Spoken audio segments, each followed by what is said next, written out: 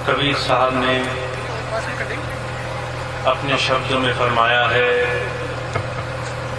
कबीरा गुरु की भक्ति कर तज विख्यार सोच, बार बार नहीं पाइए मानुष जन्म की मौज। कबीर साहब ने फरमाया, हम इंसान के शरीर में जन्म लेकर आए तो सबसे कीमती काम हमारे जीवन का ये था कि हम गुरु की भक्ति करते हैं। गुरु भक्ति जन्मों जन्मांतरों के दुख से छुड़ाने का साधन है, हमें सच्चे सुख के साथ जोड़ने की, हमें आनंद के साथ जोड़ने की एकमात्र दवा है। और ये गुरु भक्ति सिर्फ मनुष्य शरीर में बैठकर की जा सकती है। मनुष्य शरीर का सिर्फ ये लाभ है, किसी पूरे सद्गुरु के चरणों में बैठ करके भक्ति करी जाए, उस परमात्मा के जीते जी दर्शन किए जाएं, जन्म जन्मांतरों के इंसान के किए हुए खुद के कर्मों से छुटकारा पा लिया जाए, जिससे हम जब संसार छोड़कर जाने वाले बने तो हंसते खेलते जाएं, खुशी मनाते जाएं, इस बात का हमें दुख ना हो कि हमने संसार में जो कुछ कमाया वो छोड़ दिया और हम संसार से खाली हाथ जाते हैं। संतों ने, महापुरुषों ने सिर्फ दुनिया के सामने धर्म का यही स्वरूप पेश किया है। कहने को दुनिया में हजारों लाखों मत मतांतर हैं, सैकड़ों से ज्यादा धर्म हैं। हर एक धर्म को मानने वाला अपने आप को दूसरे से अलग कहता है। धर्म के स्वरूप को भी अगर हम आज बाहर अपनी बाहरी आंखों से देखने का प्रयास करें तो सारी दुनिया में सिर्फ भेद, अंतर ही दिखाई देता है।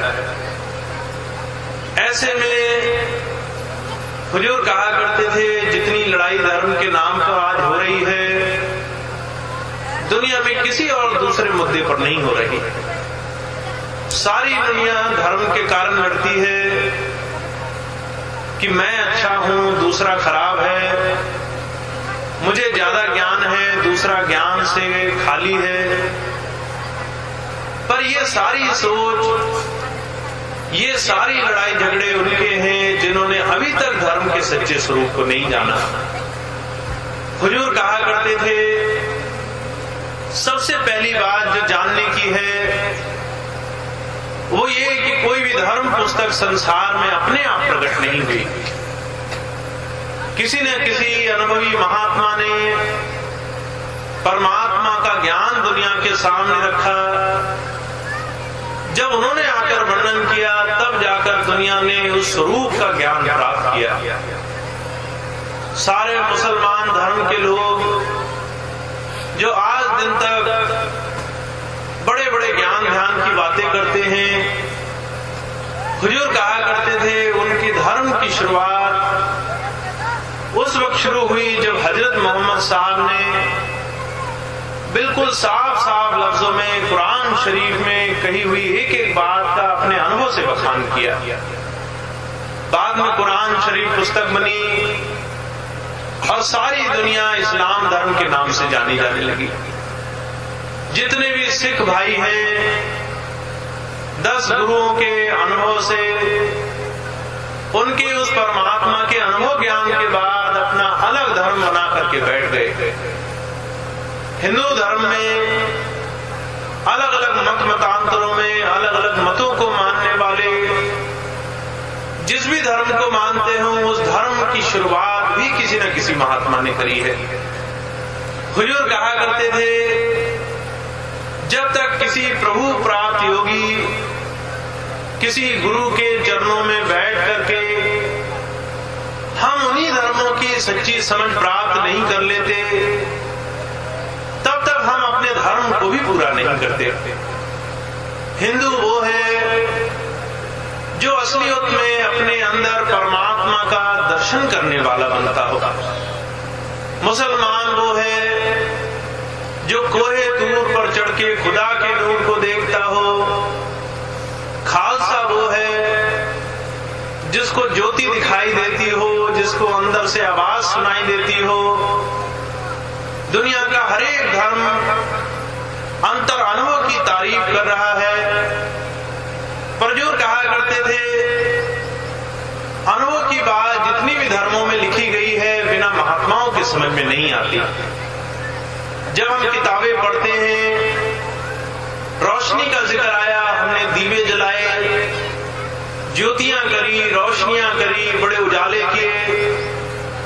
जहां आवाज का जिक्र आया, घंटे, शंख, बांसुरी, वीणा, ढोल, खरताल, नगाड़े बजाए, पर असलियत में उस परमात्मा का अनुभव दुनिया में बहुत कम जीवों को हासिल है। सारी दुनिया परमात्मा का अनुभव नहीं कर पा रही, क्योंकि सबने मान लिया है परमात्मा को देखा नहीं जा सकता। जब जब संत सद्गुरु आते हैं, सबसे पहली बात क्या करते हैं? परमात्मा को देखना ही धर्म है। अगर तुमने अपने मालिक को देख लिया है तो तुम्हारे धर्मों का साधन पूरा हो गया है। जीवन में तुमने अपने इस मनुष्य शरीर को पाना सार्थक कर लिया है। तुम संसार में जितने भी धर्म कर्म करते हो वो सारे पूरे माने गए। और अगर तुमने अपने अंदर बैठे उस मालिक को ही नहीं देखा तो बड़ी बड़ी मेहनत के बाद की हुई जुक्तियां भी कई बार निरर्थक और व्यर्थ हो जाती है। सारे महापुरुषों ने सिर्फ एक बात पर जोर दिया, परमात्मा को देखा जा सकता है। उस परमात्मा को हम और आप भी देख सकते हैं जिसे संतों महापुरुषों ने देखा, और वो परमात्मा हमारे ही शरीर के अंदर बैठा हुआ है। कहा है शरीर हरि मंदिर है, इसमें सच्चे की ज्योति। ये शरीर परमात्मा का बनाया मंदिर है, इसके अंदर परमात्मा खुद विराजमान है। तुलसी साहब एक महात्मा हुए, हाथरस में मथुरा के पास एक जगह है, उन्होंने जो है बड़ी खूबसूरती से इस बात को अपने शब्द में फरमाया है। कहा दिल का हुजरा साफ कर जाना के आने के लिए, ध्यान गैरों का हटा उसको बिठाने के लिए। अगर तुमने जो है अपने मालिक को, अपने प्रभु प्रीतम को, अपने प्यारे जो है प्रभु को देखना है, बुलाना है, उसे अपने दिल में बिठाना है, तो उसके लिए पहले अपने दिल की एक एक गंदगी को निकाल कर बाहर फेंकना होगा। हमारे अंदर दुनिया के भोगों को पाने की बड़ी भारी इच्छा है, लालच लगा हुआ है, मान बढ़ाई है, ईर्ष्या है, द्वेष है, जलन है, एक दूसरे के प्रति बड़ी भारी हमारे अंदर नफरत की भावना है। हुजूर कहा करते थे ये सारे जो है विषय भोग इस दिल को गंदा कर देते हैं।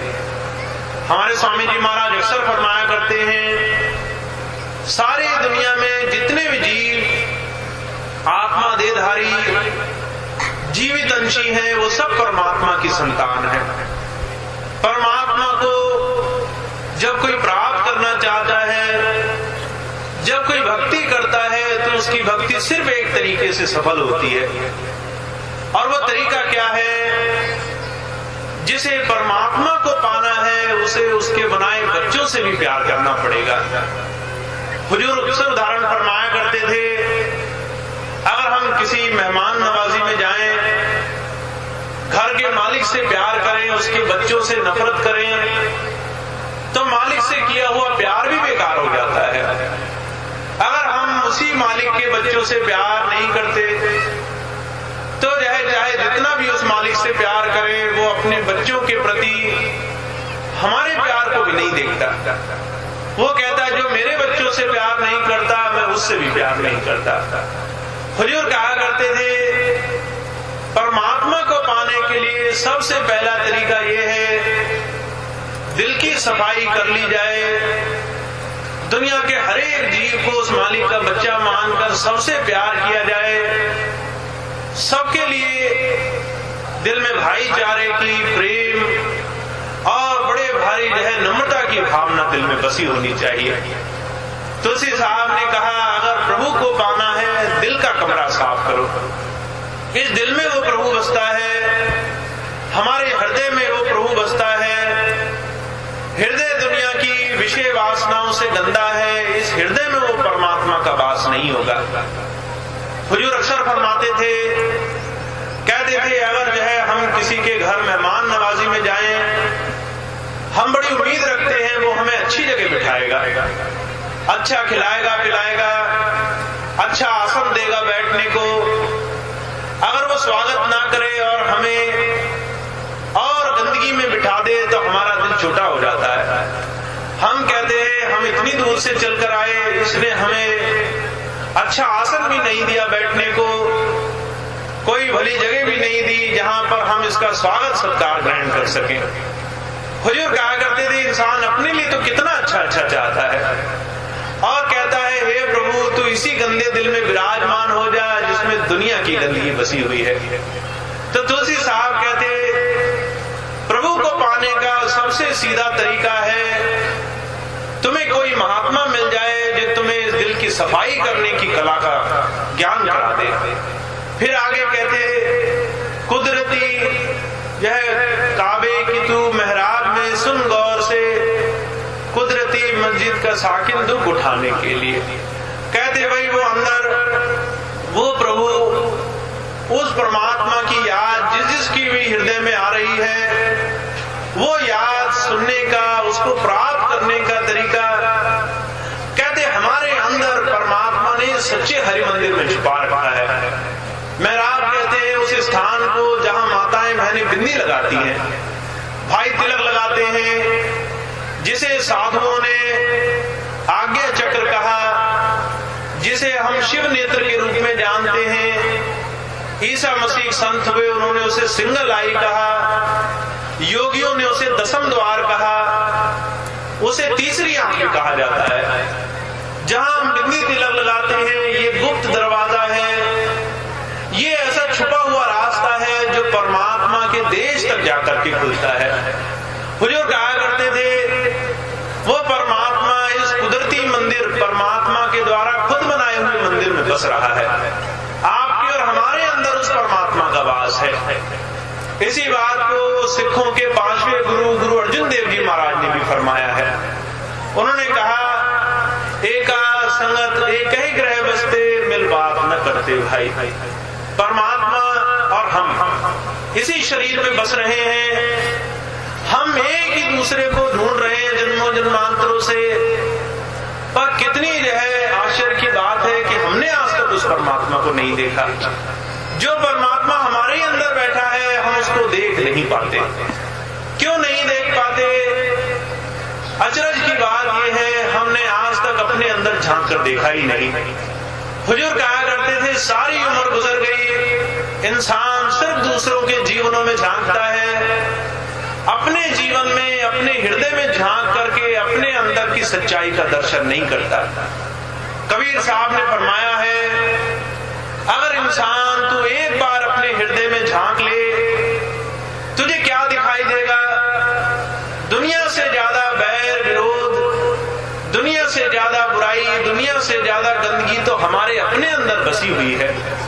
इसी के अंदर परमात्मा का वास होना है, इसी के अंदर परमात्मा का डेरा जमाया जाना है। जिस हृदय में, जिस सच्चे हर मंदिर में मालिक को बिठाना हो, उस मंदिर की सफाई कर लेना जरूरी है, उस स्थान की बुहारी कर लेना जरूरी है जिसमें उस मालिक को बसाने की इच्छा हो। तो जो कहा करते थे, जिसने भी संसार में परमात्मा को पाया, अपने अंदर ही पाया, जीते जी पाया। और दोनों आंखों के पीछे जहां माताएं बहनें बिंदी लगाती हैं, भाई तिलक लगाते हैं, उस स्थान तक रम करके, उस स्थान तक सिमट करके उस परमात्मा के दर्शन किए। जिसने उस परमात्मा की भक्ति करी, उसको हुजूर कहा करते थे, अंदर दोनों आंखों के पीछे ही उस परमात्मा की भक्ति हासिल हुई। हुजूर एक मिसाल फरमाया करते थे, कहा करते थे, ये बात सुनने के बाद शायद महापुरुषों की बात को समझना आसान हो जाएगा। रामकृष्ण परमहंस थे, वो जो है काली के उपासक थे। खूब जो है भक्ति करते करते एक समय ऐसा आया, उनको काली के दर्शन हुआ करते थे, खूब खूब दर्शन वो करते थे और ये मानते थे जिस काली के, जिस देवी के उनको दर्शन होते हैं वो देवी परमात्मा है, वही मालिक का स्वरूप है, वही सब कुछ है। बहुत बहुत जो है इस बात का उन्हें गर्व था कि उन्हें परमात्मा के दर्शन होते हैं। एक बार कहीं बैठे थे, कुछ लोगों से चर्चा कर रहे थे, किसी ने कह दिया जो स्वरूप तुम देखते हो वो परमात्मा का स्वरूप नहीं, परमात्मा तो उससे भी आगे बसता है। अब ये बात सुनते ही उनको खलबली मच गई, मन में जिज्ञासा पैदा हुई, भला जिस देवी के मैं दर्शन करता हूं उससे ऊपर परमात्मा का स्वरूप क्या हो सकता है। बहुत तलाश करी, कई दिनों की तलाश के बाद एक दिन एक महात्मा के नजदीक जाकर पहुंचे, तोतापुरी उनका नाम था। जब उनके नजदीक पहुंचे, अपनी सारी हाल, अपने सारे अनुभव की, काली के दर्शन की घटना उन्हें सुनाई, तो गुरुजी कहने लगे भाई अब की जब तुम्हें काली के दर्शन हो तो यह बड़े प्रेम से, विनम्रता से काली से कहना मुझे आगे का रास्ता दो, मैं और आगे जाना चाहता हूं, मुझे जन्म मरण से छुटकारा पाना है, मुझे प्रभु से मिलना है, मुझे और आगे का रास्ता दो। जब ये बात सुनी वो घर आए, आकर साधना पर बैठ गए, बहुत साधना करी, काली के दर्शन हुए। जब उन्होंने ये बात पूछी आगे का रास्ता दो, तो काली कहने लगी आगे का रास्ता बंद, आगे कोई रास्ता नहीं है। जब ये बात सुनी रामचंद्र परमहंस बड़े खुश हुए कि जितना मैंने पाया वो सबसे ऊंची चीज थी, पर मन में अहंकार आ जाता है आदमी को, मैंने बहुत कुछ पा लिया। वो वापस लौट कर गए तोतापुरी जी के पास ये बताने के लिए कि मैंने जो पा रखा है, जो देवी के दर्शन होते हैं वो देवी के दर्शन सबसे ऊंचे दर्शन हैं, देवी सबसे ऊंची है। जब गए जाकर कहा कि मैंने देवी के दर्शन किए और पूछा मुझे आगे का रास्ता दो, तो देवी ने कहा आगे का रास्ता बंद है। ये बात सुनकर उन्हें गर्व होता था। जब जो है तोतापुरी जी ने बात सुनी तो उन्हें बड़ा गुस्सा आया, कहने लगे क्या कहा देवी ने, आगे का रास्ता बंद है? वो कहने लगे हाँ भाई यही कहा। तोतापुरी जी को इतना गुस्सा आया, उन्होंने उनकी बांह पकड़ ली और पकड़कर एक कमरे में ले जाकर बिठा दिया। कहने लगे जब तक मैं नहीं कहता आंखें नहीं खोलोगे। उनको जो है आंखें बंद करने का हुक्म दिया। वहीं पास में कुछ कांच के टुकड़े पड़े थे, एक टुकड़ा उठाकर उनकी दोनों आंखों के पीछे छुपा दिया, जहां बिंदी तिलक लगाते हैं।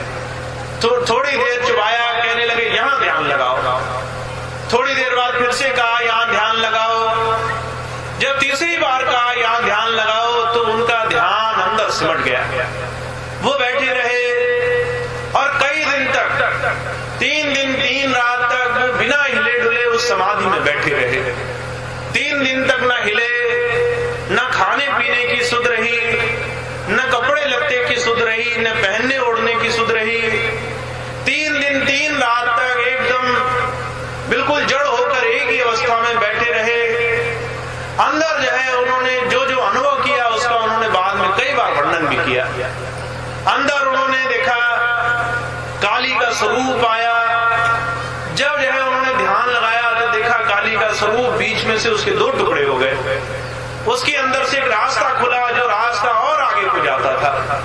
उस रास्ते में बड़ी तेज रोशनी थी, एक आवाज सुनाई देती थी, वो आवाज उन्हें खींचती थी ऊपर की तरफ। आवाज सुनते सुनते उन्होंने देखा वो और आगे खींचे गए और ये अवस्था उनकी 3 दिन 3 रात तक बनी रही।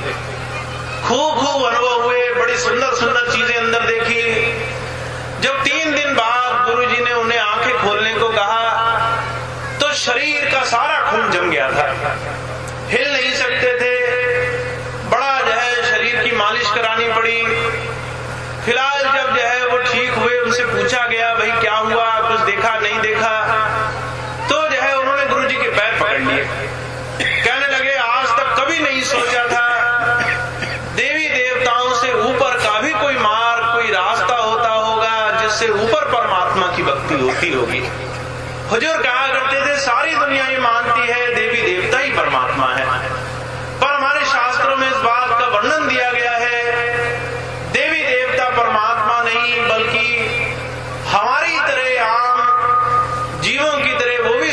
संसार में विचरण करते हैं। रामचरितमानस में गोस्वामी जी ने कहा भी है, कहा बड़े भाग मानुस्तन पावा, सुर दुर्लभ सदग्रंथन गावा। मनुष्य का जीवन बड़े भाग से मिलता है, 84 लाख दिया जूनी को भुगतने के बाद मिलता है। और मनुष्य का जीवन इतना सुंदर है, इतना ऊंचा है। देवता, सुर कहते हैं देवताओं को भी दुर्लभ है, वो भी कामना करते हैं उन्हें मनुष्य का शरीर हासिल हो जाए।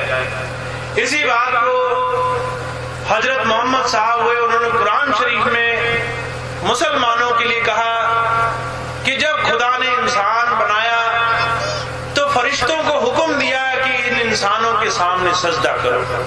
सजदा कहते हैं सर झुकाने को। तुम जो है, उन्होंने फरिश्तों को, देवताओं को हुक्म दिया कि इंसान के सामने सर झुकाओ। इंसान दुनिया की सबसे सुंदर शरीर है, सबसे सुंदर रचना है जो मैंने बनाई, और ये रचना तुमसे भी ऊंची है। तुम भी इसकी पूजा किया करो, इसके सामने सर झुकाया करो। हुजूर कहा करते थे, शास्त्रों में बड़े साफ लफ्जों में अंकित है, देवी देवता ये मनुष्य से भी नीचे की जोनी में आते हैं। मनुष्य इनसे ऊंचा है, इंसान सबसे ऊंचा दर्जा रखता है। हुजूर कृपाल सिंह जी महाराज तो कहा करते थे, ये जो शरीर है ये परमात्मा के समतुल्य है। परमात्मा का ये छोटा स्वरूप मान लो। अगर मन माया की मिलावट ना हो तो इंसान परमात्मा ने अपने गुणों के अनुरूप बना दिया। इसके अंदर सारे गुण वो हैं जो परमात्मा ने अपने अंदर विराजमान कर रखे हैं। अगर इंसान मन माया से छूट करके मालिक की याद में बस जाए तो इंसान से ऊपर का कोई भी संसार में शरीर नहीं। देवी देवता भी उसके सामने कुछ भी नहीं रहते। हुजूर कहा करते थे, इसके हजारों उदाहरण महापुरुषों ने पेश किए हैं। कबीर साहब एक महात्मा हुए, उत्तर प्रदेश में बनारस में उनके जीवन की घटना आती है। एक बार बनारस में गंगा नदी के किनारे वो स्नान कर रहे थे। थोड़ी दूर उन्होंने देखा एक महात्मा जी कुछ शिष्यों को प्रवचन फरमा रहे हैं। उन्होंने गौर से बैठकर सुना क्या प्रवचन फरमाते हैं। तो महात्मा जी राम नाम की चर्चा कर रहे थे। कहते थे राम नाम सबसे ऊंचा है। जो राम नाम का सिमरन करता है, जो राम राम की रट लगाता है, वो पार हो जाता है। कबीर साहब बैठे थे, दूर से बैठकर बोलने लगे, कहने लगे महात्मा जी किस राम की चर्चा कर रहे हो। अब वो महात्मा था, कहने लगा अरे मूर्ख, क्या राम भी दो चार होते हैं। कबीर साहब कहने लगे 4 तरह के राम होते हैं, 4 राम है संसार में। जब ये बात कही तो महात्मा को बड़ा क्रोध आया, पर जो है उसने सोचा कहीं 4 राम की बात सच्ची ना निकले। वो चुपचाप वहां से मौन होकर के चला गया। कबीर साहब भी कहने लगे भाई महात्मा चला गया तो हम भी चलते हैं। बहुत सारे लोग बैठे थे, उनके मन में जिज्ञासा हुई। कहने लगे अभी तो राम नाम की बात सुन रहे थे, आपने कह दिया 4 राम होते हैं। अब आप भी चल दिए, हमें तो खबर ही नहीं लगेगी 4 राम कौन कौन से होते हैं। ये बताते जाओ 4 राम कौन कौन से होते हैं। कबीर साहब कहने लगे अच्छा तुम्हारी इच्छा है तो सुनो 4 राम कौन से हैं। कहने लगे एक राम दशरथ का बेटा, एक राम घटघट में बैठा, एक राम का सगल पसारा, एक राम तीनों से न्यारा। एक राम वो हुए जो त्रेता युग में आए, जो है दशरथ, राजा दशरथ हुए, उनके पुत्र हुए, जिन्होंने जो है मर्यादा पुरुषोत्तम हो करके दुनिया में राम की छवि, एक आदर्श पुरुष की छवि ख्याति करी। सारी दुनिया उन्हें भगवान राम कहती है। सारी दुनिया उनके चमत्कारों के लिए उनकी पूजा करती है। एक राम वो थे। उन राम को संतों ने, महापुरुषों ने उन्हें जो है काल पुरुष कहा है, उन्हें अवतारी पुरुष भी कहा है। हुजूर कृपाल सिंह जी महाराज कहा करते थे ऐसे अवतार समय समय पर संसार में आते रहते हैं। अवतारों का काम क्या है? भगवान राम जैसे अवतारों का काम यह है कि वो दुष्टों का नाश करके सच्चाई और जो है सच्चे मनुष्यों को उद्धार की तरफ आगे ले चले। उत्थान की तरफ ले जाने के लिए वो क्या करते हैं, दुष्टों का नाश करते हैं। परजोर कृपाल सिंह जी महाराज कहा करते थे, कहते थे जो दुष्टों का नाश करे वो जो है कहीं ना कहीं उस इंसान के अंदर परमात्मा की उस धारा, उस शक्ति का भी नाश कर देता है। अरे जिसने इतनी शक्ति पाई है वो बुरों का नाश कर सकता है, उसे चाहिए वो बुरों का नाश ना करके उनके अंदर बुराइयों का नाश करे। अगर किसी इंसान के अंदर बुराई है तो उस इंसान को मारने की जरूरत नहीं, उसकी बुराई को मार दो। उसकी बुराई मारोगे वो इंसान अच्छा हो जाएगा। हुजूर कहा करते थे अच्छाई और बुराई दोनों इंसान के अंदर रहती है। हुजूर कहा करते थे अवतारी पुरुषों का काम ये होता है वो दुष्टों का नाश कर देते हैं, उनके अंदर की दुष्टता का नाश नहीं करते। वो जो है इंसानों का ही नाश कर देते हैं, इंसानों के अंदर बुराई का नाश नहीं करते। पर वो कहते हैं ये तो उस राम की चर्चा है जो दुनिया में अवतारी पुरुषों के रूप में आए। फिर कहते हैं एक राम उनसे भी ऊंचा है। कहते हैं एक राम घट घट में बैठा। घट कहते हैं शरीरों को, आपका शरीर, हमारा शरीर, दुनिया में जितने भी जीवनधारी हैं, कहते हैं उनके अंदर भी एक राम बसा हुआ है। वो राम है हमारा ये मन। मन को भी राम कहा गया है। हुजूर कहा करते थे ये मन हर एक शरीर में रम रहा है, इस रमती हुई शक्ति को राम कहा गया है। ये मन भी काल का जो है दूत है। ये मन इतना सूक्ष्म है, इतना बारीक है कि इसको इन आंखों से किसी ने नहीं देखा। पर कोई ऐसा नहीं जो मन की बातों में नहीं आता हो। गुरु से नाम ले जाने के बाद भी कई लोग कहते हैं हमारा मन नहीं मानता, हमारा मन नहीं करता भजन करने को। हुजूर कहा करते थे मन कौन सी ताकत होती है, इसको इन आंखों से किसी ने नहीं देखा, फिर भी सारी दुनिया मन की हुकूमत और गुलामी सह रही है। ये दूसरा राम है। कहते तीसरा राम कौन सा है? का एक राम का सगल पसारा। जितनी भी तुम दुनिया देखते हो ये सब कुछ भी राम का बनाया हुआ है। सारी दुनिया को बनाने वाली शक्ति भी राम की है। ये तीन लोकों तक, त्रिलोकी नाथ तक इनका पसारा है। शरीर, दुनिया की सुख दुख के साजो सामान, मकान, कोठियां, धन दौलत, ऐशो आराम के जितने साधन देखते हो, दुनिया की हर एक छोटी से छोटी माया की बनी हुई चीज भी उस राम की बनाई हुई है। उस राम को संतों ने काल कहा, उसको ब्रह्म कहा, उसको निरंजन कहा। हुजूर कहा करते थे ये तीन राम का सारा संसार बसाया हुआ है। पर एक चौथा राम है जो इनसे भी न्यारा है। वो राम है दयाल पुरुष, वो परमात्मा की करण कारण सत्ता जिसने हमें संसार में भेजा। हुजूर कहा करते थे इस बात को अगर समझना हो तो थोड़ा सा मंथन कर लेना काफी है। हम अपने शरीर को देखें, हमें एक घड़ी में इस बात का अंदाजा हो जाएगा। शरीर हम हैं, ये बात सारी दुनिया जानती है। पर जब गौर से मंथन करोगे तो पता चलेगा हम शरीर नहीं हैं, हम शरीर रखते हैं। हमारे अंदर एक ताकत काम करती है जिसको हम जान, प्राण, शक्ति, जीवन धारा कहते हैं। जब कोई इंसान शरीर का त्याग करता है, शरीर का जो है नाश नहीं होता, बल्कि शरीर के अंदर से उस ताकत का निकल जाना होता है। ताकत निकल जाती है, शरीर बेजान हो जाता है। हुजूर कहा करते थे अगर शरीर ही सब कुछ होता तो इंसान कभी नहीं मरता। पर सच्चाई यह है शरीर के अंदर एक ताकत काम करती है, वो ताकत हम हैं। उसे आप जान कह लो, जीवन कह लो, प्राण कह लो, उसे समृद्ध ताकत कह लो। ये जो आत्मा है, ये आत्मा उस चौथे राम की, उस सत्पुरुष की, उस दयाल पुरुष की, उस पार ब्रह्म परमेश्वर की अंशी है। हम जिस भी परमात्मा की पुकार करते हैं वो देवी देवता नहीं होते, वो जो है मंदिर में पधराए हुए भगवान नहीं होते, वो इनसे भी ऊपर भगवान होते हैं। हुजूर कहा करते थे जो निराकार परमेश्वर है, जो रूप रंग से भी ऊंचा है, उस परमेश्वर के साथ मिलने के लिए इंसान जन्मों जन्मांतरों से व्याकुल है। पर दुख इस बात का है माया की इस बुद्धि से, इस संसार के लेन देन के कारोबार से कोई आज तक बाहर नहीं निकला। दुनिया इसी को सब कुछ समझ बैठी, पर इस संसार की इससे ऊपर की सच्चाई को नहीं जान पाई। जब जब महात्मा आते हैं, महापुरुष आते हैं, वो कहते हम संसार में जिस काम को करने के लिए आए वो काम सिर्फ एक था कि हम उस चौथे राम से मिल जाते, हम जीते जी उस परमात्मा के दर्शन कर लेते, उस मालिक को देख लेते जिसको पाने के बाद संसार की चीजें पाना शेष नहीं रह जाता। पर ये काम होगा कैसे? कहते उसके लिए इंसान का किसी गुरु की शरण में बैठ करके अपने जीवन में सच्चे काम को कर लेना जरूरी है।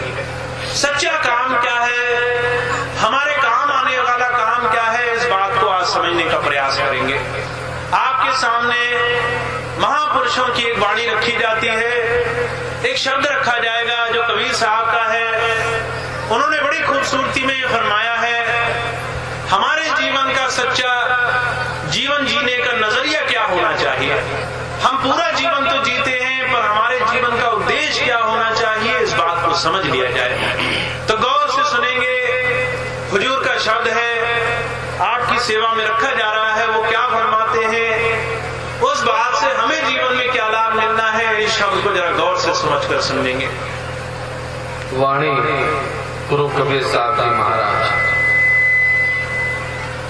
करो रे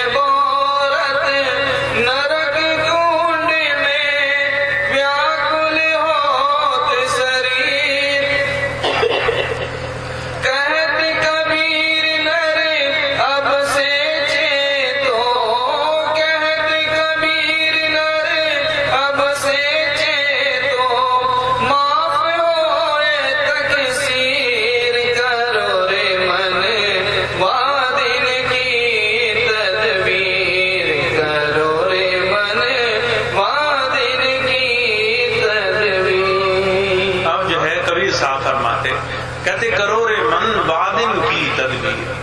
कहते भाई इंसान का शरीर तो हम पा लिए, पर इस मनुष्य शरीर को पाने के बाद हम जीवन कैसे जीते, इस बात का तरीका संतों ने दुनिया के सामने रखा है। आमतौर पर हुजूर कहा करते थे, अगर इंसानी जीवन का थोड़ा सा खाका देखो तो पता चलेगा इंसान के जीवन में वो कोई ऐसा काम नहीं करता जो उसके आगे काम आने वाला हो। हम आए संसार में खाने पीने में, कमाने में, खर्च करने में, इकट्ठा करने में सारा जीवन गुजार देते हैं। अगर किसी के पास ज्यादा आ गया, थोड़ा सा विवेक शक्ति आ गई, तो वो सोचता है पुण्य कर्म करने से वो अपने जीवन में कुछ ऐसा काम कर लेगा जो उसको प्रभु के घर ले जाने में, उसको दुखों से छुड़ाने में सहायक हो जाएगा। और जो कहा करते थे भाई बुरे कर्म से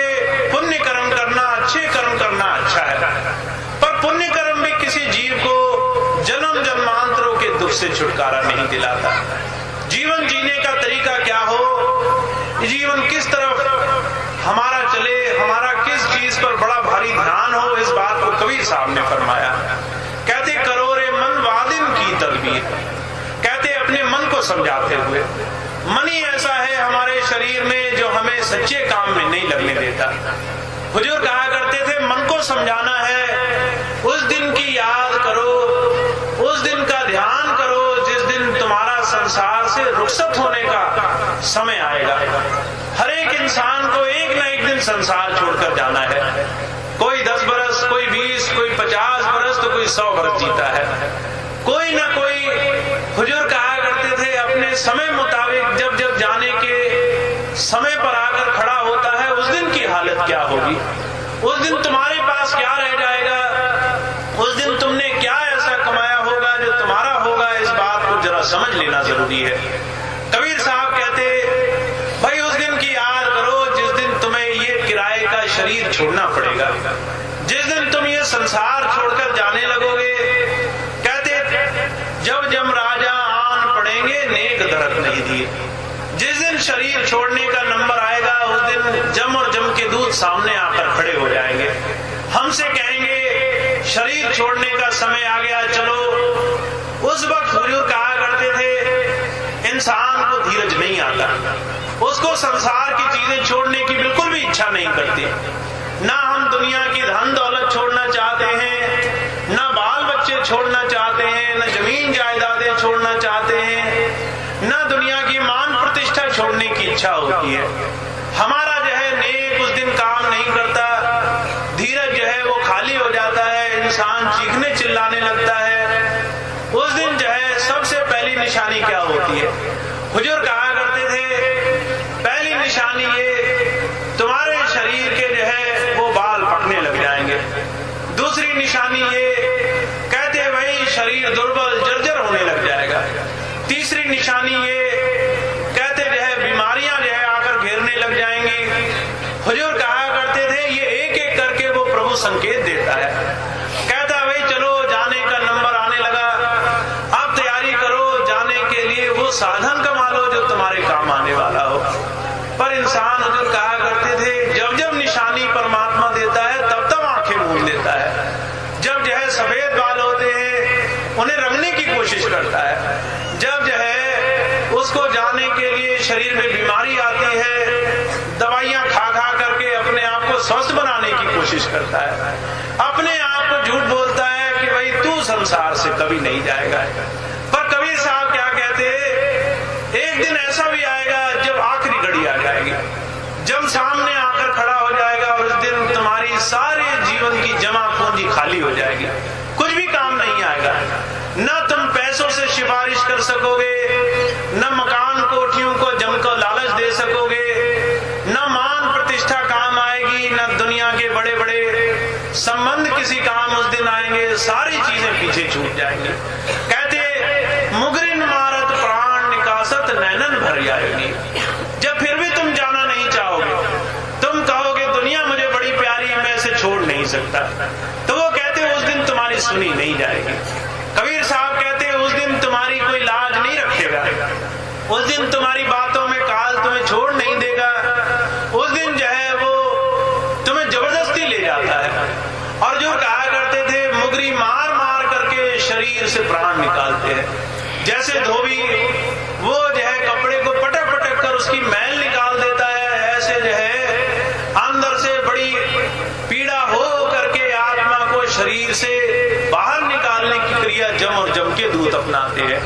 वो कहते हैं उस दिन 3 चीजें हमारी खराब हो जाती हैं। आंखों में दृष्टि नहीं रहती, जबान में ताकत नहीं रहती बोल सके, कान में समर्थता नहीं रहती सुन सके। हम जो है आंखों से रोते हैं, मोटे मोटे आंसू बहते हैं, पर कोई जो है हमारे सामने खड़ा हुआ हितैषी भी हमें दिखाई नहीं देता, उसकी बड़ी अच्छी अच्छी बातें भी हमें समझ में नहीं आती, हमारे कान वो दूसरों की अच्छी भली बातें भी नहीं सुन पाते। हम रोते हैं, चीखते चिल्लाते हैं, दूसरा कोई लाख कुछ कहे तो हुजूर कहा करते थे धीरज नहीं पड़ता। तो कबीर साहब कहते भाई जरा याद करो, ऐसे दिन में रोने से, दुख उठाने से, चीखने चिल्लाने से बचने का एक तरीका है। वो तरीका क्या है? कहा, जिस मरने से जग डरे मेरे मन आनंद, कब मरूं कब पाऊं पूर्ण परमानंद। कहते हैं जिस मरने से दुनिया डरती है, मुझे उस मरने से खुशी होती है। संतों ने कहा, खुशी किस बात की है? कहते भाई लोग मरते वक्त जो है अपने आखिरी दिन की याद करते हैं। मैं पहले दिन से ही अपने आखिरी दिन की याद करके रखता हूँ। मुझे पहले से फिक्र है भाई, मुझे आखिरी दिन क्या करना है वो काम पहले से करके रखो। मुझे आखिरी दिन कहाँ जाना है वो देश पहले से देख लो। जिस घर जाकर के तुम्हें हमेशा हमेशा के लिए जीवन गुजारना है, वहां आने जाने वाले पहले से बन जाओ। ये काम संतों ने गुरु मंत्र से नाम की कमाई करके जीते जी करना सीख लिया, और वही काम सारी दुनिया को सिखाने के लिए आते हैं।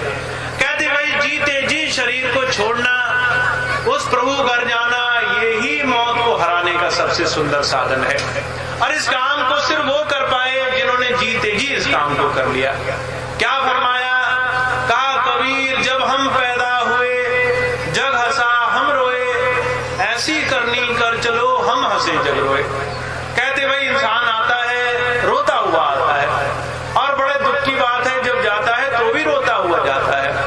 वो कहते भाई कुछ ऐसा काम कर लेते जब शरीर छोड़ने के लिए तुम्हें रोना ना होता। तो वाणी क्या कहती है? कहते भाई उस दिन जम और जम के दूत मुगरी मार मार के प्राण निकालेंगे।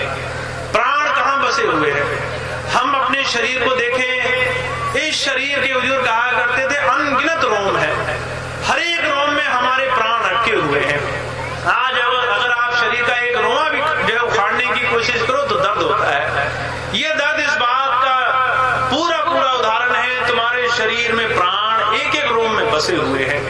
अगर रोम में प्राण बसे हैं, उसको निकालते वक्त इतना कष्ट होता है, मरते वक्त कितना कष्ट होगा। हुजूर कहा करते थे गुरु जीते जी शरीर से प्राणों को दोनों आंखों के पीछे निकालने के लिए आता है। कहता जो नाम है वो दोनों आंखों से ऊपर शरीर को खाली करने की ज्ञान की कला का नाम है। जब कोई जीते जी शरीर को खाली कर देगा तो मरते वक्त शरीर को वो जम और जम के दूध खाली नहीं कराते, हम अपने आप उस शरीर को खाली कर देते हैं। उस दिन हमें दूसरों की परवाह नहीं रहती। हुजूर कहा करते थे, इस बात को समझाने के लिए उदाहरण फरमाया करते थे। कहते थे एक देश में एक राजा था, बड़ा अच्छा बड़ा प्यारा राजा था, पर जो है उसकी कोई संतान नहीं थी। जब राजा मर गया, संतान नहीं थी, राजा किसे बनाया जाए? लोगों के सामने बड़ा भारी संकट आया। सबने एक राय बनाई कि हम जब तक लायक राजा न मिल जाएगा तब तक हर एक इंसान को 5 साल के लिए राजा बनाया करेंगे। 5 साल के बाद उसे जंगलों में छोड़ आएंगे, और जंगल से आते वक्त जो भी पहला इंसान दिखाई देगा उसे अगले 5 साल के लिए राजा बना देंगे। ये सिलसिला कई सालों तक चलता रहा। राजा चुना जाता, 5 साल आदमी राजपाट का सुख भोग करके इतना आनंद मनाता कि उसे होश नहीं रहती थी। 5 साल बाद जब उसे जंगलों में छोड़ने जाते तो वो रोता था, सोचता था अब मुझे जंगली जानवर मारकर खा जाएंगे और मेरे बचने का कोई नियम नहीं। हर 5 साल बाद राजा को जंगल में जानवर चीर फाड़ करके खा जाते थे। पर जो है राजा बनते ही आदमी ऐशो आराम के जीवन में वो पूरी तरह से बेहोश हो जाता था। जैसे हम दुनिया के जो है विषय वासनाओं में बेहोश हुए घूम रहे हैं, ऐसे वो राजा भी 5 साल के राजपाट में अपनी 5 साल के बाद आती मौत को भूल जाता था।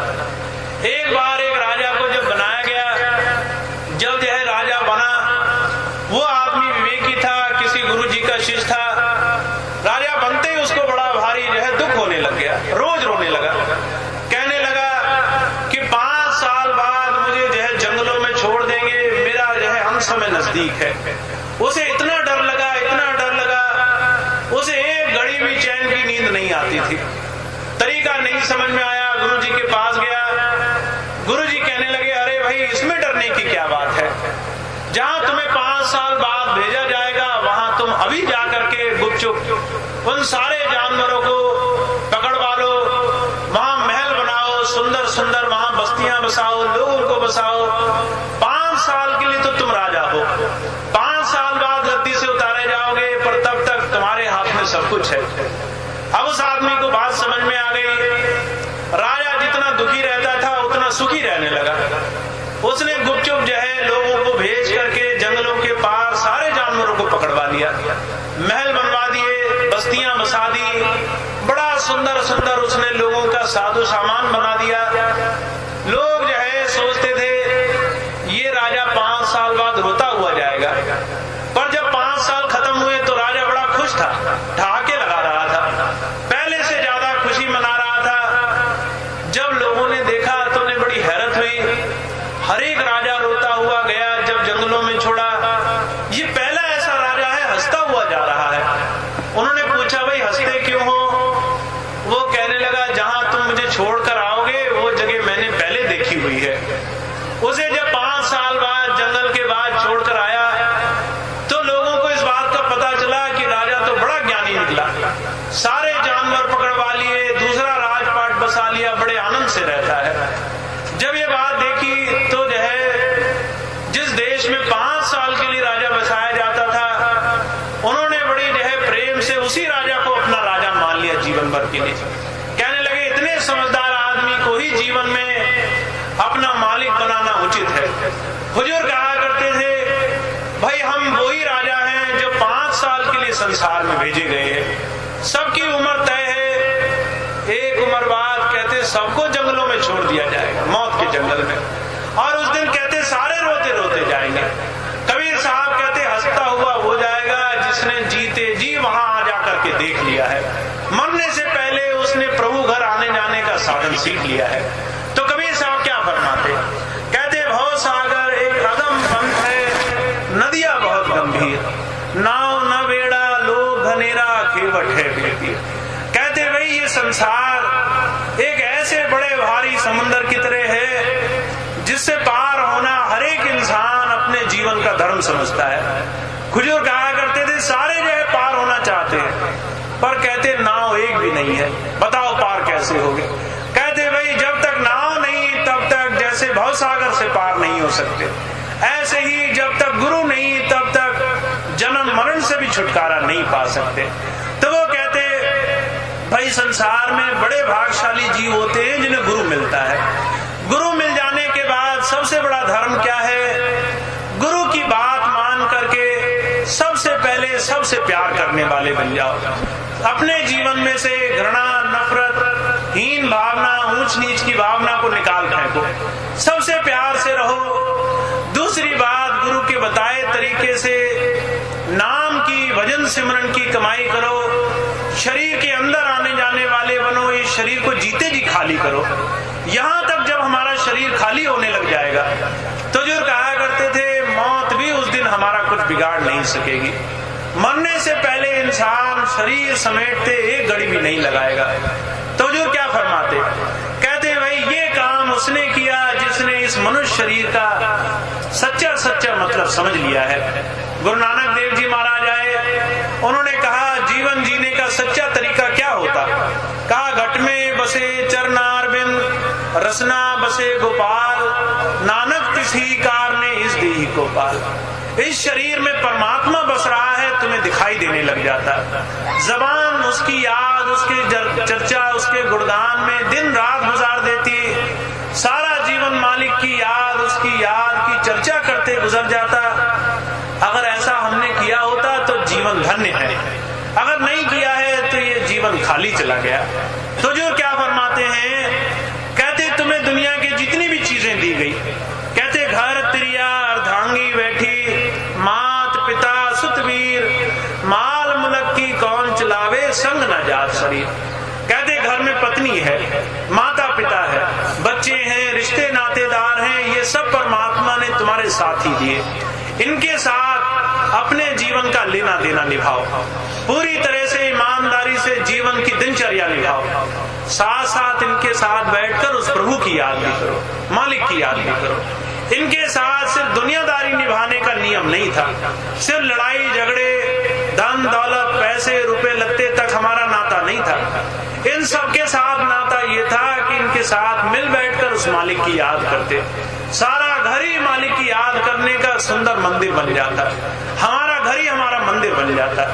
तो जो कहा करते थे कि भाई जिसने जो है इनके साथ उस मालिक की याद नहीं करी, माफ करना लाभ भी नहीं उठा पाते, उनको बड़ा भारी नुकसान होता है। क्या नुकसान होता है? कहते माल मुलक्की कौन चलावे, संग ना जा शरीर। कहते लोग बड़े बड़े मंसूबे बांध कर रहते हैं, मैं लाख कमाऊंगा, 10 लाख कमाऊंगा, मैं जो है इतना बड़ा बंगला बनाऊंगा, महल बनाऊंगा, मेरी इतना बड़ा परिवार कुनबा होगा, पान प्रतिष्ठा होगी, सारी दुनिया में मेरा नाम शोहरत होगी। पर वो कहते कुछ भी उसके साथ नहीं जाता। हुजूर क्या कहते, भाई ये सब तो दूर की बात, तुम्हारा अपना शरीर भी तुम्हारे साथ नहीं जाता। जब तुम्हारा शरीर ही तुम्हारा अपना नहीं, तो इस शरीर के लिए सारा जीवन दुनिया भर के माल इकट्ठे करने से भी तुम्हारा काम साफ नहीं होगा। हुजूर कहा करते थे अच्छा तो ये होता अपने जीवन में तुम संतोष करने वाले बन जाते। हुजूर क्या फरमाया करते थे? कहते थे सच्चाई ये है, गुजारे मात्र बरतो इल्माही। तुम संसार में आए, सिर्फ उतना कमाओ जितना तुम्हारे गुजारे के लिए जरूरी हो।